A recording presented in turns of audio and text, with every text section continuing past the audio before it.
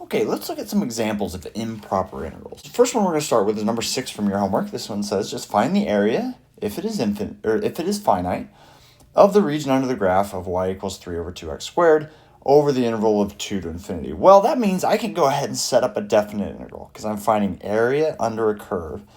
My interval is 2 to infinity, so those are my bounds, and it's under the graph of this 3 over 2x squared. Now, hopefully we can already notice why this counts as improper. My upper bound is infinity. I'm going all the way to positive infinity with this integral. So we really just need to decide, okay, can I get a finite number out of this? Or is this integral just going to go to infinity? Is it going to diverge? Well, first, what we can do is we can recognize that I've got some constants mixed in here that I can pull outside my integral. First of all, that 3 I can pull out, the 3 in the numerator. That I can just pull on out. And same with this 2 in the denominator. Those just count as constant multiples. So I can rewrite this as 3 halves times the integral from 2 to infinity of just 1 over x squared dx. 1 over x squared, do I have an antiderivative formula for that? I do, as long as I recognize that that's just a power function. I can rewrite that as x to the negative 2. And now I can just use my power rule for antiderivatives to find this antiderivative here. I get x to the negative 2 plus 1 over negative 2 plus 1. Right? I add 1 to the exponent and divide by that new number. And that's evaluated from 2 to infinity. Now let me rewrite this one more time before I actually start plugging the numbers in. This negative 1 I can multiply to my constant that's on the outside. So this is going to be negative 3 halves times x to the negative 1 is just 1 over x. And that's evaluated from 2 to infinity. So now let's start plugging in our bounds here. So when I plug in my upper bound, I get negative 3 halves times 1 over infinity. That takes care of my upper bound, but then I'm going to do the same thing with my lower bound, 1 over 2. Now tell me about each of these fractions. I mean, 1 over 2 is just 1/2, but 1 over infinity, what does that go to? Since the infinity is in the denominator, this is getting infinitely close to 0. So that approaches a finite value of 0. So I'm left with just negative 3 halves times negative 1/2, which gives me 3/4. So what do we notice? We notice that this function converges to a finite value, even though I'm going off to infinity with my actual integral. And in case you're wondering why this is able to actually work, the function 3 over 2x squared looks something like this.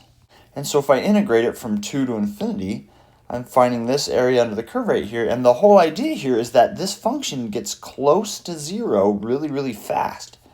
It gets infinitely close to 0 so fast that the area actually ends up being finite.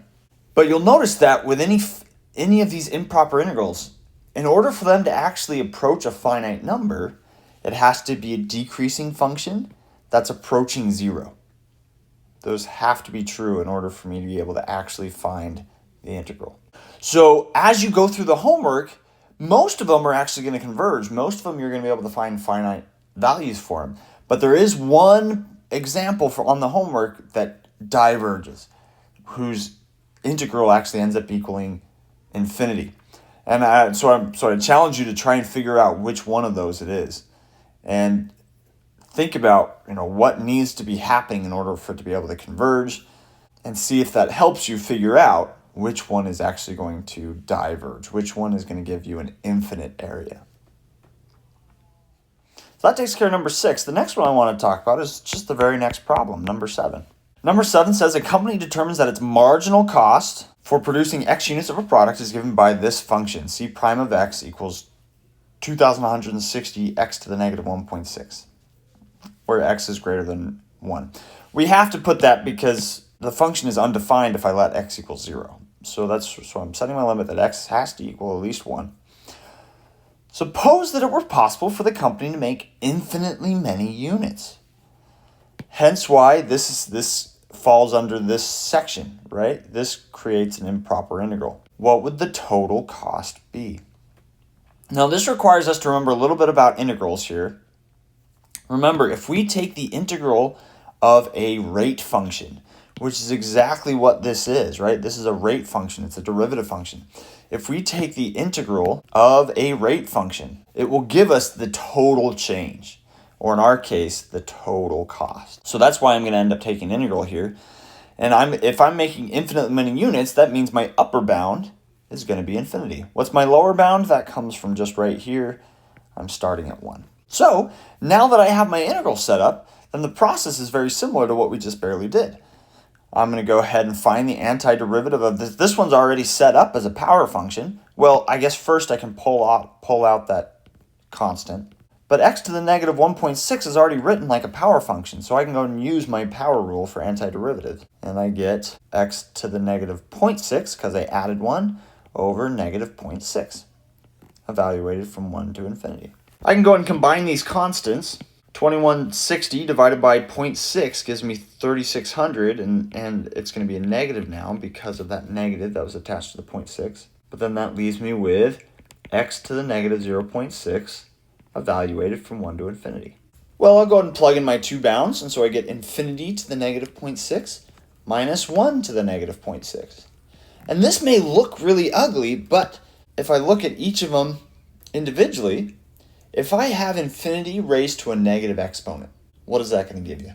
This just ends up equaling 0. Remember, a negative exponent means that the variable is actually in the denominator. I could rewrite it with a variable in the denominator, and if I plug infinity into the denominator, my number goes to 0. Well, what about 1 to the negative 0.6? Remember that 1 to any power will always just equal 1. So I get negative 3600 times 0 minus 1, which is just negative 1. And so my answer is positive 3600. And that's my total cost. So not too bad. Maybe the toughest part about this problem was just setting up the integral, is recognizing how to set up the integral. But once we have that integral set up, we're just using the power rule for antiderivatives and doing a little bit of simplification.